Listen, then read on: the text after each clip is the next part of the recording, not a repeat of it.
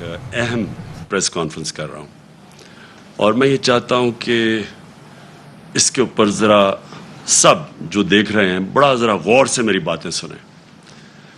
دیکھیں، ایک بیرونی سازش کے تحت ہماری گورنمنٹ کو ہٹایا گیا اور بیرونی سازش کے ساتھ جو ملوث تھے، جن کو کولیبریٹرز کہتے ہیں، وہ لوگ جن کو میں میر جعفر اور میر صادق کہتا ہوں، انہوں نے مل کے یہ بیرونی سازش کو کامیاب کیا. اور یہ جب ہماری حکومت گرائی گئی تو کن جگہ پہ بڑی خوشی بنائی گئی. ہندوستان کے آپ میڈیا دیکھ لیں، ایسے لگا جس طرح کہ کوئی ہندوستان کا ہی کوئی پرائم منسٹر بن گیا. اسرائیل میں بڑی آپ ان کی میڈیا دیکھیں تو وہ بھی خوش ہوئے. اور مغربی میڈیا جو مجھے جانتا ہے، ہندوستان کا میڈیا بھی مجھے جانتا ہے، ان کے اندر بھی ایک رجیم چینج کو کسی نے اٹھایا نہیں، کیونکہ وہاں بڑا برا سمجھا جاتا ہے کہ باہر سے بیٹھ کے کسی ایک جمہوریت کو گرایا جائے. تو آج وہ آگے چل رہی ہے وہ سازش، اور میں اس سازش کی آج پہلے ایک چیز سے شروع کرتا ہوں. اس خوفناک سازش کے اندر ایک پلان بنا ہوا ہے کہ ملک کی سب سے بڑی پولیٹیکل پارٹی کو اپنی فوج کے ساتھ لڑا دیا جائے. یعنی ہمیں اور فوج کو ایک ایسا پیش کیا جائے کہ ہم ایک دوسرے کے کوئی مخالف ہیں، اور یہ ایک پلان کر کے کیا جا رہا ہے. میں صرف جو آپ سب دیکھ رہے ہیں، میں آپ کو یاد کرانا چاہتا ہوں کہ جب ہماری گورنمنٹ چل رہی تھی تو سب سے زیادہ تنقید جب آتی تھی ہندوستان سے میرے اوپر، تو وہ یہ کیا کہتے تھے کہ عمران خان فوجیوں کا، پاکستانی فوج لے کے آئی ہوئی ہے، ان کا پتلا ہے. سب سے زیادہ یہ کرتے تھے، اور مسلسل ان کو تکلیف تھی کہ جی یہ فوج اور گورنمنٹ ایک ہی پیج پہ چل رہی ہے. آپ کو پتہ نہیں اس چیز کا علم ہے یا نہیں، یا یاد ہو یا نہ ہو، کہ ایک ہمارے سوشل میڈیا کے جنونی نوجوانوں نے ایک چیز، ایک بے نقاب کیا جس کو کہتے تھے یورپین یونین کی ڈس انفارمیشن لیب. یہ کیا تھی؟ اس میں تقریباً 800 فیک سائٹس تھی، اور یہ فیک سائٹس کیا کر رہی تھی؟ یہ مسلسل پاکستان کے خلاف پروپیگنڈا کر رہی تھی، جس میں کئی پاکستان کے صحافی بھی شامل تھے. کئی وہ لوگ شامل تھے جو آج اس امپورٹڈ حکومت کے ساتھ اب نظر آتے ہیں. اور یہ کیا کہہ رہے تھے؟ دو لوگوں کو اٹیک کر رہے تھے، ایک عمران خان کو اور ایک پاکستانی فوج کو، اور تکلیف یہ تھی کہ یہ ساتھ چل رہے ہیں. اب میں آپ کو ذرا تھوڑا پیچھے لے جاؤں کہ جب ممبئی کے اٹیک ہوا، دہشت گردی کا اٹیک ہوا ممبئی میں، تو آصف زرداری نے ایک بیان دیا تھا کہ پاکستان کا جو ڈی جی ISI ہے اس کو ممبئی بھجوایا جائے. یعنی سوچیں کہ اپنا ملک کا اس وقت صدر تھا، کہتا تھا اس کو ممبئی بھجوایا جائے. اور پھر یہی آصف زرداری حسین حقانی کے ذریعے امریکنوں کو میسج پہنچاتا ہے کہ امریکنوں کو کہہ رہا ہے کہ پاکستان کی فوج سے آصف زرداری کو بچائیں. اور دوسری طرف نواز شریف، یہی جب ممبئی اٹیکس ہوئے تو اس نے نواز شریف سب سے پہلے بولا کہ وہ جو ایک لڑکا وہ کون سے گاؤں میں تھا پاکستان میں جدھر سے اٹیک ہو. اس نے کم باکر کو ایک انٹرویو دیا تھا، اور اس نے اس انٹرویو میں بتا دیا پاکستان سے. یعنی پہلے ہی ایک بہت بڑا ایک پاکستان کے خلاف ایک مہم چلی ہوئی تھی، اور خاص طور پہ ISI اور پاکستانی فوج کو ٹارگٹ کیا جا رہا تھا. تو نواز شریف نے پہلے کہا یہ. پھر ڈون لیکس کیا تھی؟ ڈون لیکس کے اندر نواز شریف، اس کی گورنمنٹ باقاعدہ یہ کہتی ہے کہ جو دہشت گردی ہندوستان کے خلاف ہو رہی ہے اس میں پاکستان کی ISI ملوث ہے، پاکستان کی فوج. اور نریندر مودی بار بار پاکستان کے سپہ سالار جو تب تھے جنرل رحیل، بار بار یہ کہتے تھے کہ وہ دہشت گرد ہے، دہشت گردوں کا سردار ہے. اور نواز شریف اس کو شادی پہ بلا رہا تھا، اسی نریندر مودی کو جب کھاٹمانڈو کے اندر سارک کانفرنس ہوتی ہے تو برکا دت جو ان کی لیڈنگ جرنلسٹ ہیں وہ اپنی کتاب میں لکھتی ہے کہ چھپ کے سائٹ پہ نواز شریف نریندر مودی سے میٹنگ کر رہا تھا اور اس کو یہ کہہ رہا تھا کہ میں اپنی فوج سے مجھے بچائیں، یعنی اپنی فوج سے ڈر کے۔ اب یہ وہ لوگ ہیں جو آج ہمیں کہہ رہے ہیں کہ ہم جناب غدار ہیں۔ ان لوگوں کے پیسے باہر پڑے ہیں، ان کی اربوں ڈالر باہر پڑے ہوئے ہیں، ان کی کرپشن جو یہاں سے پیسہ چوری کر کے لے کے گئے اس کے اوپر داستانیں لکھی ہوئی ہیں، بیرون ملک کتابوں میں مینشن ہے، بی بی سی کی ڈاکیومنٹری میں ان کی چوری کا مینشن ہے کہ یہاں سے چوری کر کے پیسہ باہر لے کے گئے۔ یہاں ان کے اوپر پتہ نہیں کتنے کرپشن کیسز ہیں۔ تو آج یہ بتایا جا رہا ہے کہ ہم اپنی فوج کے خلاف ہیں اور یہ اب محب وطن وہ پاکستانی بن گئے ہیں جو کہ آ کے ہمیں غدار کہہ رہے ہیں۔ دیکھیں، یہ سازش اتنی خطرناک ہے کہ اگر ایک ملک کی سب سے بڑی جماعت کو اگر آپ اس کی فوج کے سامنے کھڑا کر دیں اور ان کے اندر اختلافات پیدا کر دیں، اس سے زیادہ ملک کو نقصان کوئی چیز نہیں پہنچا سکتی۔ میں 18 سال کا بھی نہیں تھا جب میں ایسٹ پاکستان میچ کھیلنے گیا، مجھے یاد ہے 1970 مارچ میں، اور میں میرا فرسٹ کزن تھے بریگیڈیئر شفیق، ان کے ساتھ ٹھہرا ہوا تھا۔ تب مجھے پتا چلا کہ وہ کتنی نفرت اپنی فوج کے اندر اور وہ بنگلہ دیش کی جو سب سے بڑی جماعت ہے اس کے اندر پھیل چکی تھی۔ اور اس کے بعد ہم سب جانتے ہیں کہ ہمارا ملک ٹوٹا۔ ہمیں پتہ ہے کہ ہمارا ملک جب آپ ایک سب سے بڑی جماعت اور فوج کے بیچ میں جو ہوا، یہ پاکستان کی تاریخ کا سب سے افسوسناک واقعہ کہ ہمارا ملک ٹوٹ گیا۔ آج وہی کوشش کی جا رہی ہے۔ ایک پارٹی ہے پاکستان کے اندر جو پوری فیڈرل لیول کے اوپر پارٹی ہے، سارے صوبوں کے اندر پارٹی ہے، سب سے بڑا ووٹ بینک اس پارٹی کا ہے۔ وہ پارٹی اوپر سے لے کے گلگت سے لے کے قبائلی علاقے سے لے کے کوئٹہ سے لے کے کراچی، سندھ، پنجاب، سارے ملک میں آج وہ سب سے بڑی پاکستان کی پارٹی ہے۔ اور یہ سازش کی جا رہی ہے، اور سازش وہ لوگ کر رہے ہیں جو اس بیرونی سازش کا حصہ ہیں، کولیبریٹرز ہیں اور وہ سازش کیوں کر رہے ہیں؟ اب میں بتاؤں ہوا کیا۔ پہلے ہماری گورنمنٹ گرائی گئی، انہوں نے سمجھا کہ ختم ہو جائے گا، یہاں جب گورنمنٹ جاتی ہے لوگ مٹھائیاں بانٹتے ہیں، وہ پبلک سڑکوں کے اوپر آ گئی۔ پھر ہم نے ایک پرامن احتجاج کرنا تھا 25 مئی کو، انہوں نے وہ یعنی عوام کے خلاف جو ظلم کیا ہے، یعنی کبھی اس ملک کی تاریخ میں ایسی حرکتیں نہیں ہوئی۔ 2-2 3 بجے لوگوں کے گھروں میں جا کے وہاں عورتوں نہ چادر نہ چار دیواری کی فکر، وہاں انہوں نے دہشت پھیلائی۔ کبھی ایسی دہشت نہیں پاکستان میں پھیلائی گئی جس طرح کی شیلنگ کی فیملیز پہ، لوگوں پہ، یعنی جو انہوں نے کر سکتے تھے وہ ظلم کیا۔ اور اس کے پیچھے ایک ہی سوچ تھی کہ اس کو کرش کر دو پارٹی کو، ان کے ممی ڈیڈی ٹائپ لوگ ہیں، یہ جب ہم پورا زور لگائیں گے ان کو ڈرائیں گے، یہ سارے گھروں میں بیٹھ جائیں گے۔ اس کے بعد آ گیا بائی الیکشن کمیشن پوری طرح ان کے ساتھ ملی ہوئی، اس نے ہر حربہ استعمال کیا ان کو جتانے کے لیے، نون لیگ کو، ایڈمنسٹریشن ساری ان کے ساتھ ملی ہوئی، پوری انہوں نے کوشش کی وہ الیکشن، اور ان کو پورا اعتماد تھا کہ وہ الیکشن جیت جائیں گے۔ اس طرح کی پبلک نکلی کہ پاکستان کی تاریخ میں کبھی بائی الیکشن کیا، جنرل الیکشن میں اس طرح پبلک نہیں نکلی، اور سارے جو منصوبے تھے ان کے فیل ہو گئے، اور یہ ساری جماعتوں نے مل کے الیکشن لڑا اور وائپ آؤٹ ہو گئی پنجاب سے۔ اس کے بعد اور خوف مزید آ گیا ان کو، اور اب یہ جو اب مرحلہ جس میں ہم اب آ رہے ہیں، یہ اب وہ مرحلہ ہے۔ اب یہ کیا کوشش کر رہے ہیں؟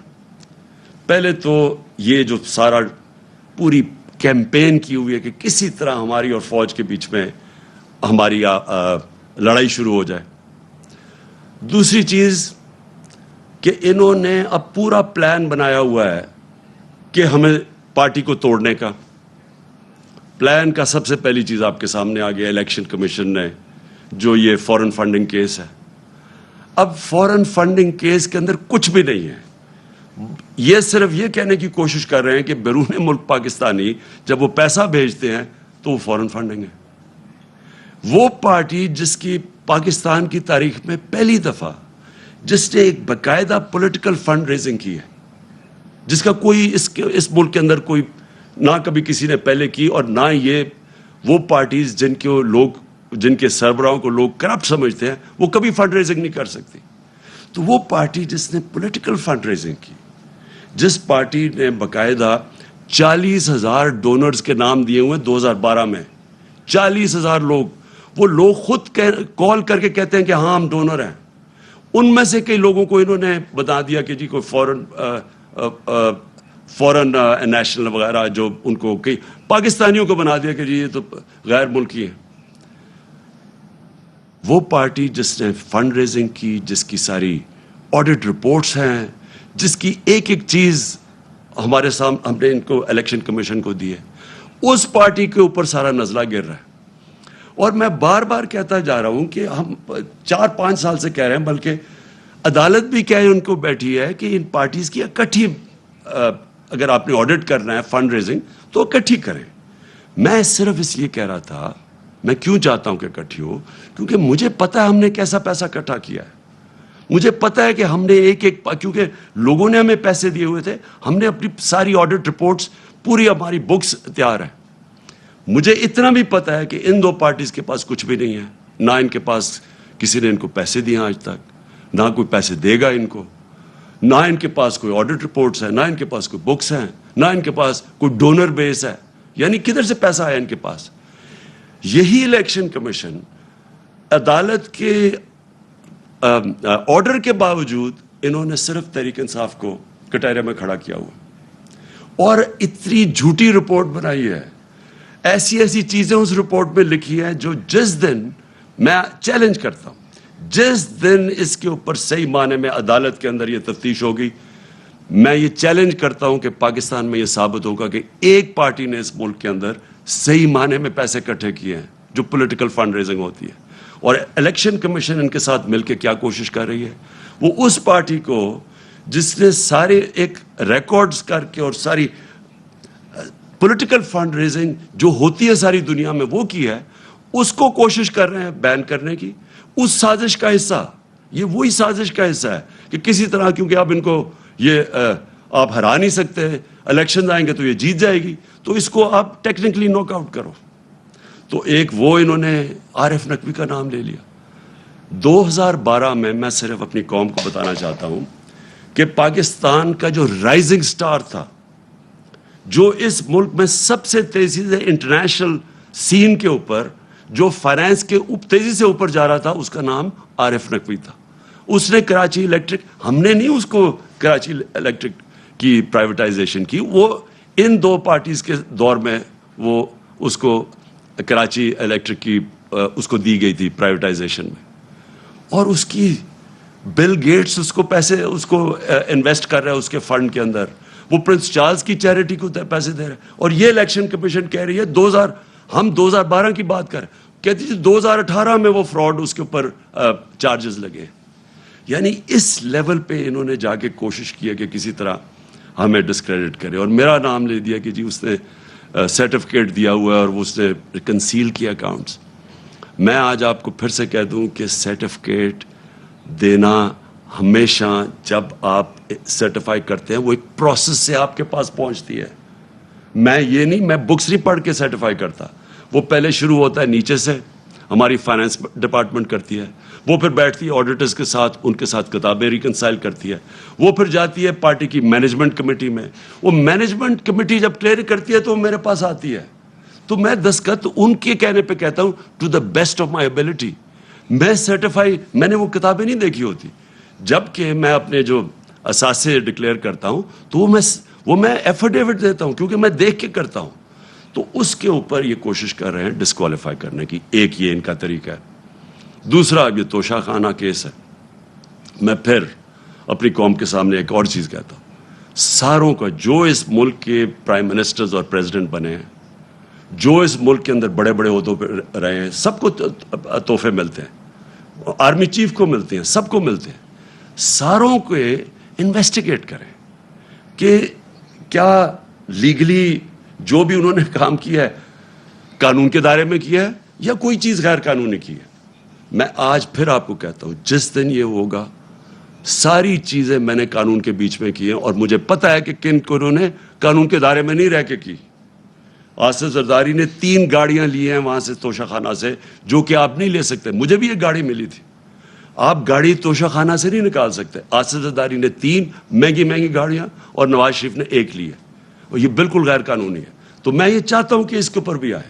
یہ 2 چیزیں ہیں کوشش کر رہے ہیں مجھے ڈسکوالیفائی کرنے کی, اور یہ تیسری بھی چیز کر رہے ہیں, اور جس کی اب آپ کے سامنے یہ آنے والا ہے, اب یہ فیز آنے والا ہے.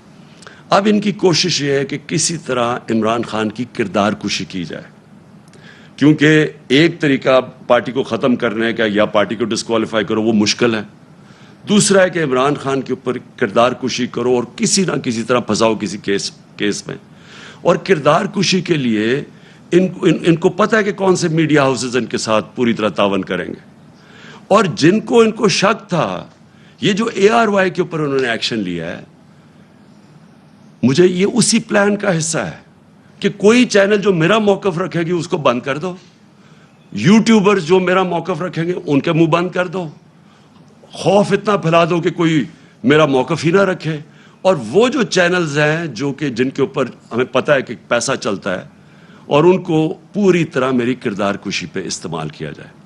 اور یہ ان کا پلان ہے. اب یہ پلان شروع ہو رہا ہے, یہ جو ARY سے ہوا ہے یہ اس پلان کا حصہ ہے, اور یہ ابھی یوٹیوبرز پہ آئیں گے, ابھی یہ سوشل میڈیا کے اوپر آئیں گے, کوشش کریں گے کہ پورا منہ بند کر دیا جائے اور پوری طرح ایک عمران خان کو پبلک کے اندر ذلیل کیا جائے.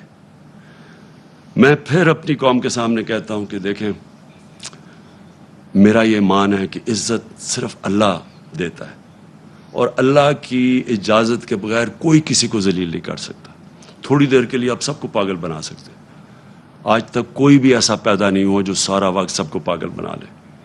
مجھے صرف افسوس یہ ہے کہ یہ جو پروسیس کرنے اب جا رہے ہیں, یہ جس طرح کی اب سختی دکھا رہے ہیں, یہ جو ایک پورا ایک نیا کہ مسل دکھا کے تو اب ہم ان کو کرش کریں گے, لوگوں کو ڈرا دیں گے, دھمکا دیں گے, اب صرف ملک کا نقصان کر رہے ہیں.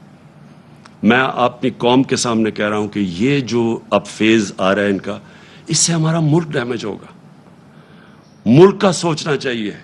یہ صرف ذاتی مفادات کے اوپر اور بیرونی جو چاہتے ہیں, جو وہ چاہتے ہیں کیا بیرونی کیا جنہوں نے ہماری گورنمنٹ گرائی, کیا وہ چاہتے ہیں مضبوط پاکستان؟ کیا وہ چاہتے ہیں کہ پاکستان ایک ملک بنے جو اپنے پیر پہ کھڑا ہو جائے؟ کیا وہ نہیں چاہتے کہ پاکستان لائف سپورٹ مشین پہ رہے, تھوڑے تھوڑے پیسے دیتے رہو ان کی؟ اور یہ مجھے نہیں پتا کہ پاکستان کی ایئر سپیس استعمال ہوئی ہے یا نہیں, لیکن بیرونی اخبار, ویسٹرن اخبار آپ پڑھیں تو وہ سارے کہہ رہے ہیں کہ کوئی ڈیل ہوئی ہے پاکستان کے اوپر سے, وہ ڈرون جا کے اس نے افغانستان میں یہ ڈرون اٹیک کیا ہے.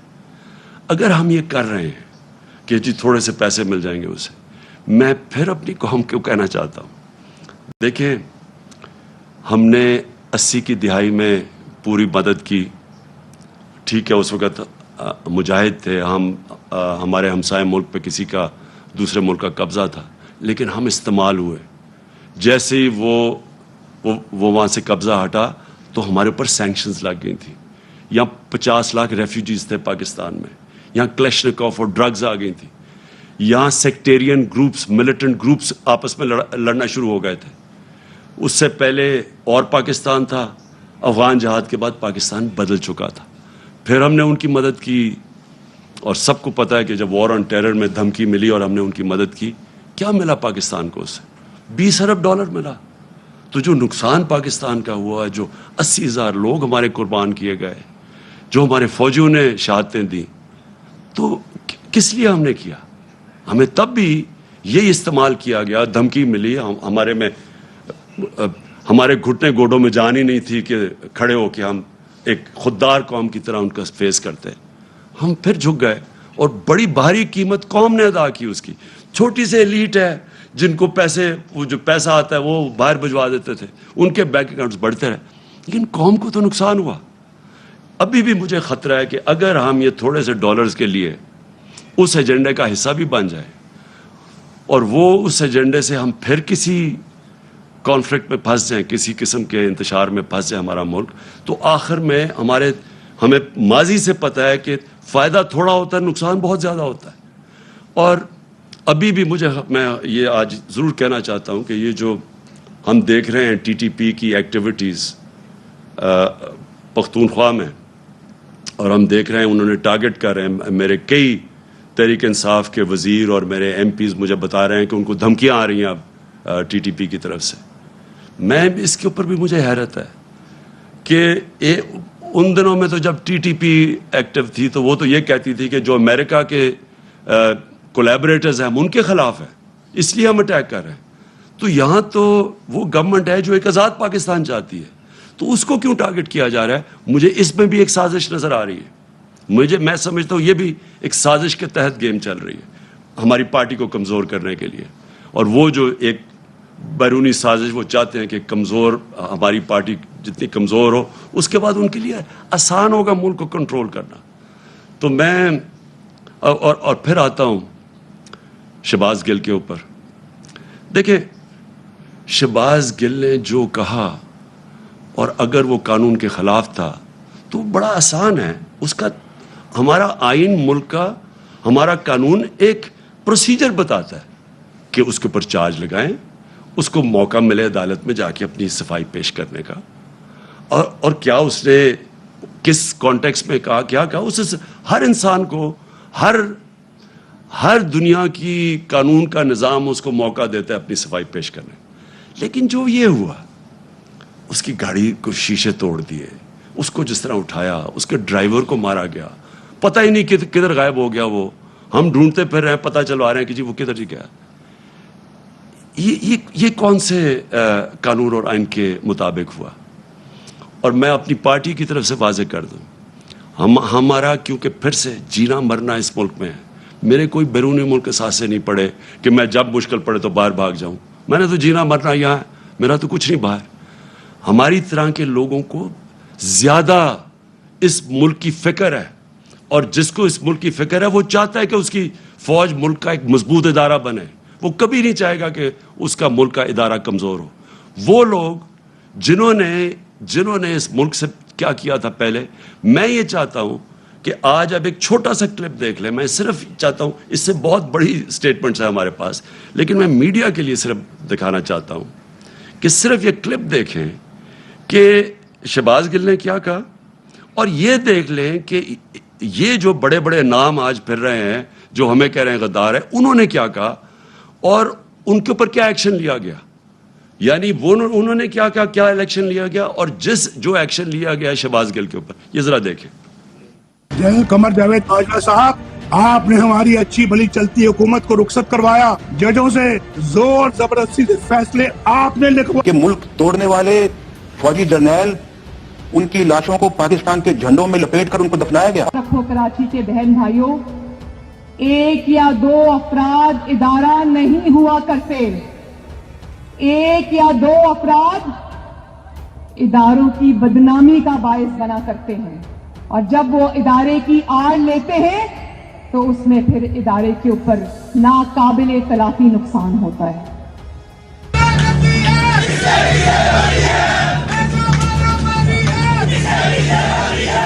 تو ہماری کردار کشی کرنا چھوڑ دو. اگر ہم نے آپ کی شروع کی تو پتہ نہیں پاکستان بننے سے آج تک کتنے جنرلوں کی شروع ہو جائے گی. بیٹی بھائی وہ ایکیوزڈ ہیں, ان کی لسٹ لے کے جس طرح ہم نے پریس کانفرنس کی تو آپ کی اینٹ سے اینٹ بڑھ جائے گی. اسرائیل کے وظیفوں پہ پلنے والے جرنیلوں, ریٹائرڈ جرنیلوں, اپنے حدود میں رہو. کام کی ہڈیوں سے گوشت تک جو ہے انہوں نے نچوڑ لیا ہے اور اتار لیا ہے. ابھی نندن کی کیا بات کرتے ہیں. چیف آف آرمی اسٹاف تشریف لائے, پیر کانپ رہے تھے, پسینے ماتھے پہ تھے. شاہ محمود صاحب نے کہا کہ خدا کا واسطہ ہے اب اس کو واپس جانے دیں, چونکہ 9 بجے رات کو ہندوستان پاکستان پہ اٹیک کر رہا ہے. وہ کوئی ہندوستان نے اٹیک نہیں کرنا تھا, کچھ نہیں ہونا تھا, صرف گھٹنے ٹیک کے. اب تو میں چاہتا تھا کہ آپ خود یہ سن لیں, اس سے بہت زیادہ کلپس ہمارے پاس ہیں, اور میں اس لیے چاہتا تھا کہ آپ یہ سارے سن لیں کہ ان کے اگینسٹ کیوں کوئی ایکشن نہیں لیا گیا؟ یہ تو کلپس ابھی اویلیبل ہیں. کیا ان کے اوپر، اور ان کے اوپر تو ایکشن پہلے بھی لینا چاہیے. جو یہ سارا ڈان لیکس تھا اور جو میمو گیٹ تھا، کیا یہ لوگ آج ٹھیک ہیں؟ اور ہم وہ پارٹی جس نے آج تک صرف اپنا ملک کا سوچا ہے، جس نے اس ساری جو جدوجہد ہماری ہوئی ہے، آپ یقین کریں کہ اگر کوئی بھی، جس طرح ہم نے یہ مشکل وقت سے گزرے ہیں، جو ہمارے اوپر مشکلیں گزری ہیں، میں آج آپ کو کہتا ہوں کہ ہم نے ہر وقت صرف اور صرف پاکستان کا سوچا ہے. ہمارے پاس اس وقت اسٹریٹ پاور ہے، ہم سارے پاکستان کو بند کر سکتے ہیں. ہمیں صرف کہ ملک کے معاشی حالات آج ایسے ہیں کہ ہمیں اپنے ملک کی فکر کرنی چاہیے، اور اس لیے ہر چیز، مظاہرے بھی کرتے ہیں تو پرامن. صرف 25 مئی کو ہمارا پرامن مظاہرہ تھا جب انہوں نے ہمارے پر انتہا کا ظلم کیا. آج تک کوئی ایک بتایا کہ ہم نے اپنے ملک میں کوئی توڑ پھوڑ کی، کوئی ہم نے اپنے ملک کو نقصان پہنچانے کی کوشش کی. جبکہ یہ وہ لوگ ہیں جنہوں نے اور جو چیزیں چھوڑے، جو انہوں نے اس ملک کو لوٹ کے باہر پیسہ لے کے گئے ہیں، یہ کیسے محب وطن ہو گئے؟ تو میں آخر میں میں صرف یہ چاہتا ہوں کہ یہ جو کوششیں ہو رہی ہیں سازش کر کے ایک ملک کی سب سے بڑی جماعت کو توڑنے کی، ہمارے لوگوں کو توڑنے کی بھی کوشش کی جا رہی ہے، اور کہ الیکشن میں کسی طرح یہ اتنے کمزور ہو جائیں کہ جب یہ الیکشن ہو، اور الیکشن کی پلاننگ کر رہے ہیں کہ یہ اتنے کمزور ہو جائیں اور پھر نواز شریف آئے وہاں سے انگلینڈ سے، اور اس کے بعد کہیں کہ جی دیکھیں عمران خان کو بھی ڈسکوالیفائی ہو سکتا ہے اور وہ بھی ہو سکتا ہے، ہم دونوں کو ایک ملا دیں، اور اس کے بعد یہ پھر وہی اسی الیکشن کے ذریعے الیکشن کروائیں. یہ گیم ہے بیسکلی کہ کسی طرح ہمیں چھوٹا کر کے کٹ ٹو سائز کریں. میرا اگلا سوال یہ ہے، جو بھی یہ پلاننگ کر رہے ہیں، کیا یہ پاکستان کے لیے بہتر ہے؟ کیا پاکستان اس میں سے اس دلدل سے نکلائے گا؟ پاکستان کو تو اس وقت سب سے زیادہ ضرورت پولیٹیکل سٹیبلٹی کی ہے، کہ ایک تکڑی گورنمنٹ آئے، سٹیبل گورنمنٹ عوام کی پاور سے، جو پھر اس ملک کو اس دلدل سے نکال سکے. کیا اس میں یہ جو پلان بن رہا ہے، کیا اس میں پاکستان میں پولیٹیکل سٹیبلٹی آ جائے گی؟ اور جو بھی یہ پلان بنا رہا ہے، کیا اس کو اپنی ذات کا سوچ رہا ہے یا ملک کا سوچ رہا ہے؟ یہ صرف تھوڑے سے لوگ اپنی ذاتی مفادات کے لیے اس ملک کو ادھر لے کے جا رہے ہیں، اور مجھے افسوس سے کہنا پڑتا ہے کہ خدا نہ خواستہ یہ ادھر نہ چلا جائے کہ ہم سب کے لیے اس کو نکالنے کے لیے اپنی اور نیشنل سیکیورٹی کمپرومائز کر دیں. ابھی بھی مجھے خطرہ یہ ہے کہ ابھی بھی ہم کوئی ایسے فیصلے نہ کر لیں جس سے ہماری نیشنل سیکیورٹی کمپرومائز ہو. صرف ایک راستہ ہے آج، اگر ہم نے اس سے نکلنا ہے، صرف ایک راستہ ہے، اور وہ ہے صاف اور شفاف الیکشن. اگر ملک کو ہم نے اس مشکل سے نکالنا ہے، اس کے علاوہ صاف اور شفاف الیکشن کے علاوہ جو اور راستہ لیں گے، ملک مزید اور نیچے جاتا رہے گا. جس طرح کی مہنگائی آج ہے، جس طرح کے لوگوں کے حالات ہیں، جس طرح کے بجلی کے بل ہیں، ہر چیز مہنگی، اور ابھی مزید اور مہنگی ہوگی کیونکہ ڈیویلیویشن جو ہوئی ہے، یہ ساروں سے عوام کے اوپر بوجھ بڑھتا جائے گا. اور پھر سے آخر میں صرف صاف اور شفاف الیکشن سے ہم اس سے نکل سکتے ہیں.